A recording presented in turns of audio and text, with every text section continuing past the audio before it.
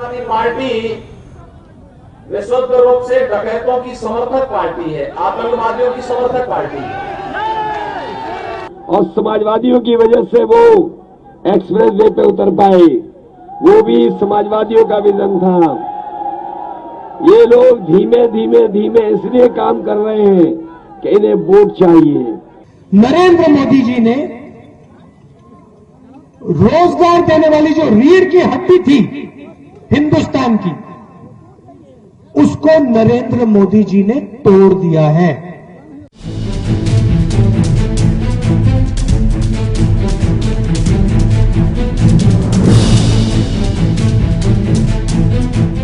ये देश के सबसे बड़े सूबे की सत्ता पर आसीन होने के लिए जद्दोजहद कर रहे सियासी धुरंधरों की हुंकार है।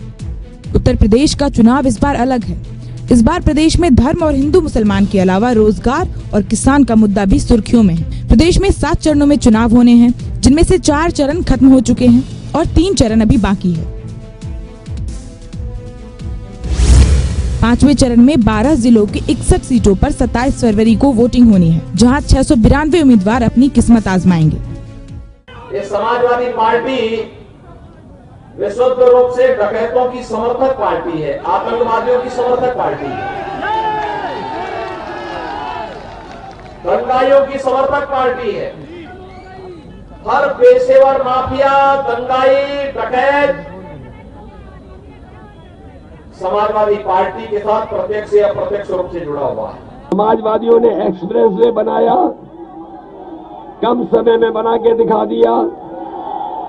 2 साल के अंदर 302 किलोमीटर का एक्सप्रेस वे बना दिया। अभी जिसमें प्रधानमंत्री उतरे थे वो भी समाजवादियों का बनाया हुआ था। अगर समाजवादी न बनाते तो शायद प्रधानमंत्री भी ऐसे हाईवे पे न उतर पाते। और अगर उन्होंने बनाए होते तो बताओ गुजरात में क्यों नहीं बना लिया? अगर उन्होंने अपने समझ और सोच से बनाया होता तो बताओ उन्होंने गुजरात में क्यों नहीं बनाया? ये समाजवादियों ने बनाया और समाजवादियों की वजह से वो एक्सप्रेस वे पे उतर पाए। 5वें चरण के चुनावी रण को लेकर प्रचार करने का आज आखिरी दिन था। प्रचार के आखिरी दिन बीजेपी हो या कांग्रेस और समाजवादी पार्टी, सभी ने जनता के बीच पहुंचकर अपनी पार्टी के पक्ष में माहौल बनाने की कोशिश की। इस दौरान एक दूसरे पर जमकर वार पलटवार भी किए गए। एक तरफ धार्मिक नगरी चित्रकूट में सीएम योगी आदित्यनाथ समाजवादी पार्टी पर निशाना साध रहे थे, वहीं अखिलेश यादव समाजवादी पार्टी की उपलब्धियां गिना रहे थे। नरेंद्र मोदी जी ने रोजगार देने वाली जो रीढ़ की हड्डी थी हिंदुस्तान की, उसको नरेंद्र मोदी जी ने तोड़ दिया है। और अब आप देखिए, आने वाले समय में आप देखना कि हिंदुस्तान के युवा को रोजगार नहीं मिल सकता है। आप अपने बच्चों को जितना भी पढ़ाना चाहते हैं पढ़ा लो, जितना पढ़ाना है, BA, MA, जो भी पढ़ाना है पढ़ा दो। जितना बच्चों में इन्वेस्टमेंट डालना है इन्वेस्ट कर लो, मगर आपके बच्चों को रोजगार नहीं मिल सकता। कड़वी बात बोलने वाली हूं, बड़ी जिम्मेदारी है ये वोट आपका, बहुत बड़ी जिम्मेदारी है। आपके अपने भविष्य के प्रति बहुत बड़ी जिम्मेदारी है। इसको ठीक तरह से समझिए।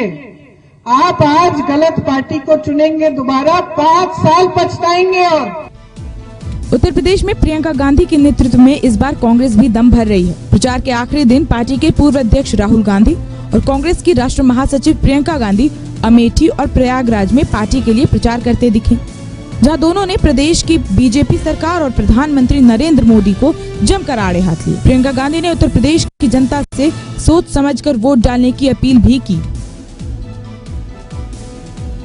उत्तर प्रदेश में पिछले 4 चरणों में हुए मतदान को लेकर समाजवादी पार्टी दावा कर रही है कि उसकी बढ़त हुई है, वहीं बीजेपी भी अपनी जीत का दावा ठोक रही है।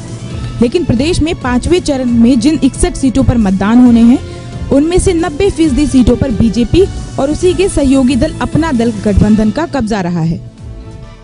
2017 के चुनाव में बीजेपी ने यहां बम्पर जीत हासिल की थी। वहीं समाजवादी पार्टी और कांग्रेस बीजेपी के आसपास भी नहीं टिक पाई थी। 2017 के चुनाव में इन 60 सीटों में से 51 सीटें बीजेपी को मिली थी, समाजवादी पार्टी को 5 और वहीं कांग्रेस के हाथ सिर्फ 1 सीट ही लग पाई थी। यूपी के इस चरण के चुनाव में योगी सरकार के कई दिग्गज मंत्रियों की भी अग्नि परीक्षा है। उप मुख्यमंत्री केशव प्रसाद मौर्य सिराथू सीट से चुनाव लड़ रहे हैं, तो कैबिनेट मंत्री राजेंद्र प्रसाद सिंह पट्टी सीट से उतरे हैं। अब देखना होगा कि 5वें चरण के चुनावी रण में कौन किस पर भारी पड़ता है।